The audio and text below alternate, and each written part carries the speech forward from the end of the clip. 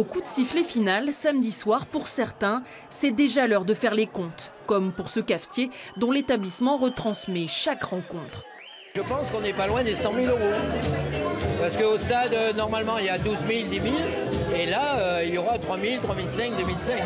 En échouant à se maintenir dans les 14 équipes de l'élite, Brive et la Corrèze devront donc dire adieu à une partie des retombées économiques sur le territoire. À la mi-journée, dans notre édition, Frédéric Soulier, le maire de Brive, en faisait le constat. Les retombées économiques directes ou indirectes ou induites, les trois additionnés, représentent un montant de 53 millions d'euros.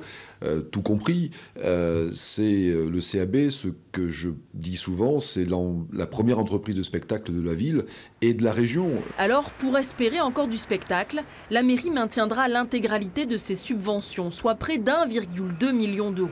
Malgré cela, pour les caisses du club, la descente en Pro D2 sera rude, en ne comptant que la baisse des droits télé, des contrats pubs et une affluence plus faible au stadium. Ce serait plus de 5 millions d'euros qui ne seraient plus encaissés. Sans compter les partenaires qui pourraient quitter l'antre du CAB.